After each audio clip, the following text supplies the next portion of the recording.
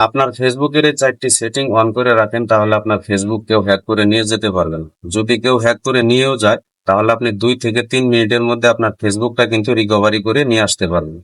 আমরা অনেকেই একটা প্রোফাইল খুলি, সেই প্রোফাইল থেকে একটা পেজ খুলি, সেই পেজে আমরা কাজ করি। আপনার প্রোফাইলটা যদি হ্যাক হয়ে যায়, তাহলে কিন্তু অটোমেটিক আপনার পেজটাও তারা নিয়ে নিবে। পরবর্তীতে আপনি আপনার প্রোফাইলটা যদি রিকভারি কি নিয়ে আসতেও পারেন, তাহলে আপনার পেজটা কিন্তু নিয়ে আসতে পারবেন। তাই 4টি সেটিংস অনেক গুরুত্বপূর্ণ। তাই 4টি সেটিংস আপনার প্রোফাইলে অন করে রাখেন। তো কিভাবে অন করবেন চলুন এখন প্র্যাকটিক্যালি দেখিয়ে দিচ্ছি। ভিডিওটা অনেক গুরুত্বপূর্ণ, তাই শেয়ার দিয়ে টাইমলাইনে রেখে দিন। আর আমার পেজে যদি নতুন হয়ে থাকেন, তাহলে আমার পেজটা ফলো করে রাখুন, কারণ এরকম ভিডিও প্রতিনিয়ত আসবে। তো 4টি সেটিং অন করার জন্য ফেসবুকে চলে যাবেন। যাওয়ার পর আপনার পেজটা যদি লগ ইন করা থাকে, তাহলে অবশ্যই আপনার প্রোফাইলটা লগ ইন করে নেবেন। তো প্রোফাইল লগ ইন করে নেওয়ার পর এখানে কর্নারে দেখেন প্রোফাইল আইকন আছে, এখানে একটা ক্লিক করে দিন। দেওয়ার পর এখানে দেখেন সেটিংস আছে, সেটিং একটা ক্লিক করে দিন। যখন এই ইন্টারফেস আসবে, তখন এখানে দেখেন উপরে লেখা আছে পাসওয়ার্ড এন্ড সিকিউরিটি। আপনি পাসওয়ার্ড এন্ড সিকিউরিটি এখানে একটা ক্লিক করে দিবেন। দেওয়ার পর নিচে দেখেন আবারও পাসওয়ার্ড এন্ড সিকিউরিটি, এখানে আর একটা ক্লিক করে দিবেন। যখন এই ইন্টারফেসে নিয়ে আসবে, তখন এখানে দেখেন টু ফ্যাক্টর অথেন্টিকেশন।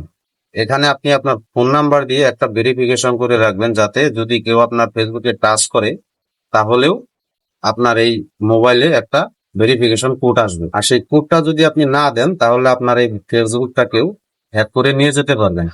তো নিচে দেখেন পাস কি, এই পাস কিটা নতুন অ্যাড করছে ফেসবুক। এখানে আপনি আপনার ফিঙ্গারপ্রিন্ট দিয়ে মোবাইলে যেরকম লগ ইন করে রাখতে পারেন, সেরকম ফেসবুকেও কিন্তু এই সিস্টেমটা এখন দিয়ে দিছে ফেসবুক। আপনার ফিঙ্গারপ্রিন্ট দিয়ে লগ ইন করে রাখবেন, যাতে আপনার ফিঙ্গারপ্রিন্ট ছাড়া কেউ আপনার ফেসবুক লগ ইন করতে না পারে।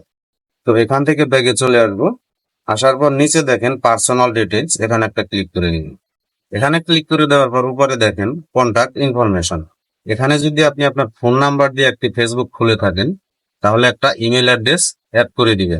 এতে করে আপনার ফেসবুকটা যদি হ্যাক হয়ে যায়, তাহলে আপনি আপনার ইমেল নাম্বার দিয়ে আবার সেই ফেসবুক রিকভারি করে নিয়ে আসতে পারবেন। নিচে দেখেন আইডেন্টিটি কনফার্মেশন, সেখানে একটা ক্লিক করে দিবেন। যখন এই ইন্টারফেসে নিয়ে আসবে, তখন এখানে দেখেন আমি আমার এনআইডি কার্ড দিয়ে ভেরিফিকেশন করে রাখছি। আপনি আপনার এনআইডি কার্ড দিয়ে ভেরিফিকেশন করে রাখবেন। আমি ভেরিফিকেশন করছি এই কারণে আমার এখানে গ্রিন টিক মার্ক দেওয়া আছে।